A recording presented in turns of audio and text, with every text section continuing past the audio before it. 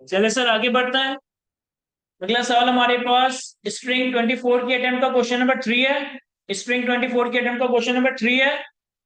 कहता है Alluring Limited is considering to enter into an arrangement with Charming Limited for the use of photocopy machine for a period of 5 years. The initial draft contract fulfills all conditions to be classified as lease contract. However, the following additional terms are under consideration between the parties for inclusion in the contract. कह रहे company है अलडिंग company, इसका एक contract हुआ है charming limited के साथ किसी फोटोकॉपी मशीन को 5 साल के लिए लीज पे लेने का। कह रहे इनिशियली जो ड्राफ्ट एग्रीमेंट है ना वो लीज कॉन्ट्रैक्ट की क्लासिफिकेशन यानी कि लीज कॉन्ट्रैक्ट है, लेकिन कुछ 4 क्लॉजेज हैं जो कि अभी हम इस कॉन्ट्रैक्ट में डालने की बात कर रहे हैं। रिक्वायरमेंट में कहता है for each additional term under consideration evaluate whether its inclusion would affect the classification of the contract as lease or not। Her individual term के बारे में आपको अलग अलग बताना है। ठीक है, पॉइंट नंबर 1 से ये लीज बना रहेगा या लीज से बाहर हो जाएगा, पॉइंट नंबर 2 से ये लीज रहेगा या लीज से बाहर हो जाएगा, पॉइंट नंबर 3, पॉइंट नंबर 4। सबसे पहले point number 1, instead of fix rentals the lease rental would be based on the number of photocopy machines. कह रहे अगर हम इस कॉन्ट्रैक्ट में फिक्स रेंटल की जगह हमने रेंटल्स को नंबर ऑफ फोटोकॉपी मशीन्स के ऊपर कंटिजेंट कर दें कि जितनी फोटोकॉपी होगी इतना रेंटल होगा, तो क्या ये लीज कॉन्ट्रैक्ट रहेगा? सर एक लीज कॉन्ट्रैक्ट बनने के लिए लीज की डेफिनेशन मीट होनी चाहिए।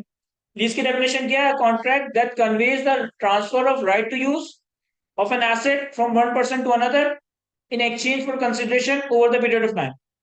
अब इस डेफिनेशन से 4 इंपॉर्टेंट टर्मिनोलॉजीज निकल कर सामने आती है। There must be the transfer of right to use asset, there must be an identified asset, there must be some consideration जिसको हम लीज पेमेंट्स कहते हैं, and there must be some period of time जिसे हम lease term कहते हैं।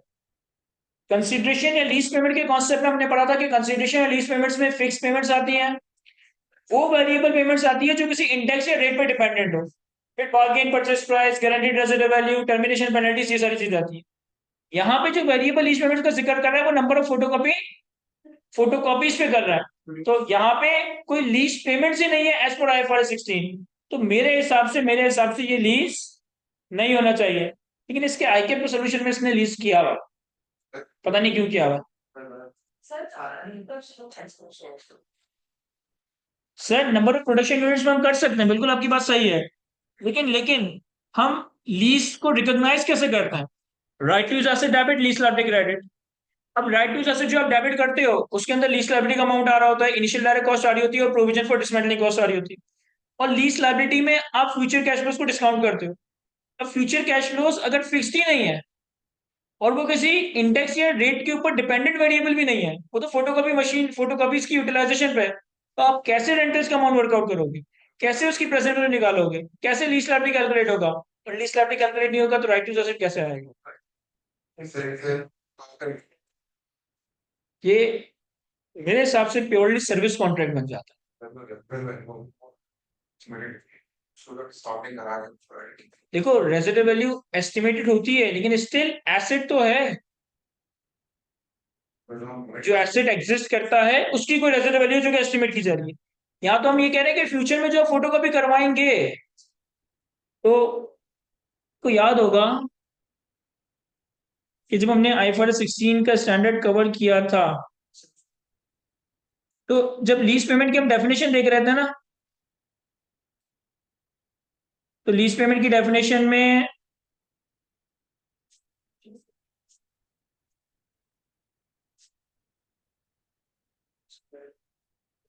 Fix payments, variable lease payments dependent on index और rate, bargain purchase price, lease termination penalties और फिर रेजिडुअल वैल्यू की बातें आ रही थी। जब ये वेरिएबल लीज पेमेंट का कॉन्सेप्ट मैं आपको बता रहा था, मैंने आप लोगों को एक डायग्राम कवर करवाई होगी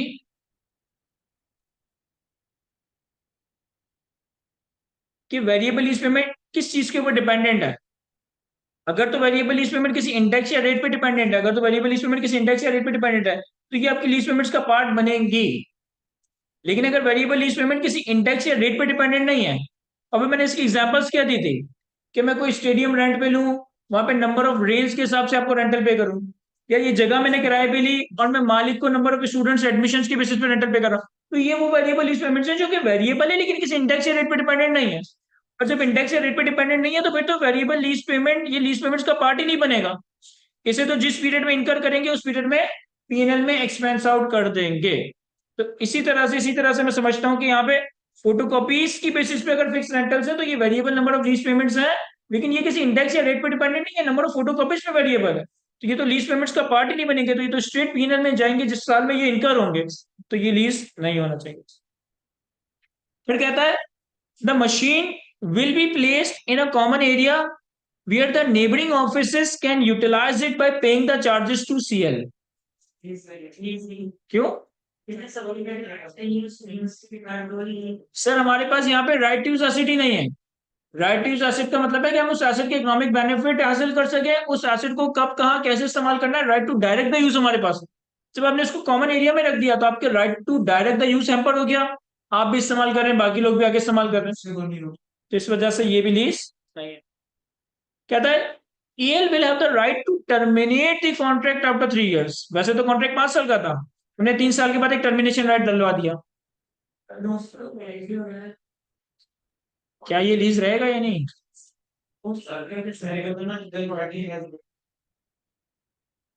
वैसे 5 साल का लीज कॉन्ट्रैक्ट था, हम ये कह रहे हैं कि भाई हमें ये राइट दे दो कि हम चाहे तो 3 साल बाद एग्जिट ले लें। सर ये बिल्कुल लीज होगा। देखें मैंने आपको कॉन्सेप्ट क्या पढ़ाया था सर, हमने कॉन्सेप्ट पढ़ा था लीज टर्म का। लीज टर्म के कॉन्सेप्ट में 3 चीजें आ रही थी। Number 1 non cancellable period of lease, number 2 period covered by option to extend the lease if lessee is reasonably certain to extend the option, and the period covered by option to terminate the lease if lessee is reasonably certain not to exercise the option। अब अगर तो 3 साल के बाद termination right है, या तो मैं टर्मिनेशन राइट एक्सरसाइज करूंगा या मैं टर्मिनेशन राइट एक्सरसाइज नहीं करूंगा। अगर मैं टर्मिनेशन राइट एक्सरसाइज करता हूं तो भी 3 साल तो मैं ही इस्तेमाल करूंगा, और अगर मैं टर्मिनेशन राइट एक्सरसाइज नहीं करता तो फिर 5 साल में इस्तेमाल करूंगा। तो या तो लीज टर्म 3 साल होगी या 5 साल होगी, लेकिन there is a lease term, तो ये लीज है। 3 साल तक तो है ही है अगर हम टर्मिनेशन राइट एक्सरसाइज कर भी दें। और चौथा पॉइंट सीएल वो है जिसने हमें ये मशीन दी है, will have the right to replace the machine with another machine. Sir यहाँ पे ये देखेंगे कि ये जो रिप्लेस करने का राइट है ये सब्स्टिट्यूशन राइट है। तो सब्स्टिट्यूशन राइट में हम ये देखते हैं कि क्या ये सब्स्टिट्यूशन राइट सब्सटेंशियल है या नॉट सब्सटेंशियल है। अगर सब्सटेंशियल है तो फिर ये आइडेंटिफाइड एसेट नहीं है और फिर ये लीज नहीं है, लेकिन अगर ये सब्सटेंशियल नहीं है तो फिर ये आइडेंटिफाइड एसेट है, ये लीज राइट लीज कॉन्ट्रैक्ट बन जाएगा। कैसे पता चलेगा कि सब्सटेंशियल है या नहीं है? सर 2 चीजें देखते हैं कि क्या प्रैक्टिकली पॉसिबल है, क्या इकोनॉमिकली या फाइनेंशियली वायबल है। इसका आईकेप का सोल्यूशन भी रीड कर लेता हूं।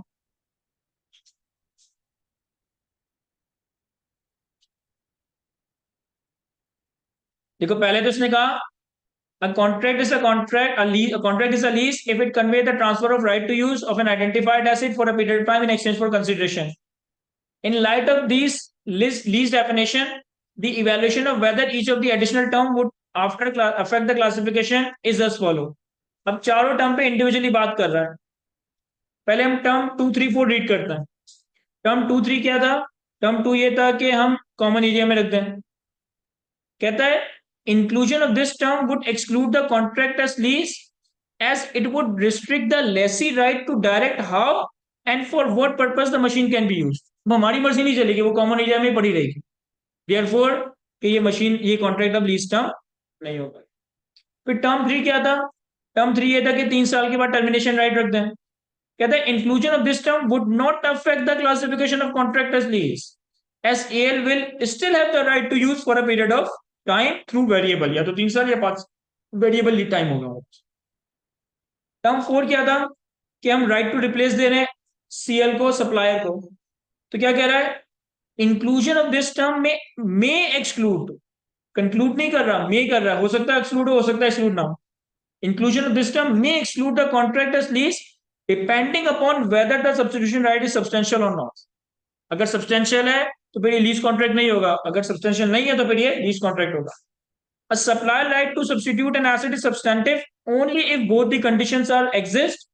Supplier has practical ability to substitute, and supplier would benefit economically to substitute the asset that is benefit exceed the expected cost. One मैंने इसलिए रीड नहीं किया क्योंकि वन पे मुझे भी नहीं समझ आ रहा है इसने क्या करा है कि हमारे पास फिक्स रेंटल की जगह हम वेरिएबल नंबर ऑफ फोटोकॉपीज की बेसिस पे रेंटल बना दे, तो यहाँ पे ये कह रहा है कि inclusion of this term would not affect the classification of contract as lease, as AL will be paying consideration for the right for the use of the asset throughout the consideration is variable. मेरे हिसाब से हमने अगर consideration variable कर दी तब हम lease liability ही determine नहीं कर पाएंगे, तो लीज लाइबिलिटी और राइट टू एसेट रिकॉग्नाइज नहीं होगा, ये लीज कॉन्ट्रैक्ट नहीं बनना चाहिए। हो सकता है शायद हो सकता है, लेकिन स्टिल मे बी। तो सर यहाँ तक हमारे ये स्प्रिंग 24 की अटेम्प्ट का पेपर कंप्लीट हुआ जाता है। आई होप के सारे सवाल मैं आपको अच्छे से सॉल्व करवा सका हूँ, अच्छे से एक्सप्लेन कर सका हूँ। आज की इस गुफ्तगू को हम यहीं तक रखते हैं। Thank you.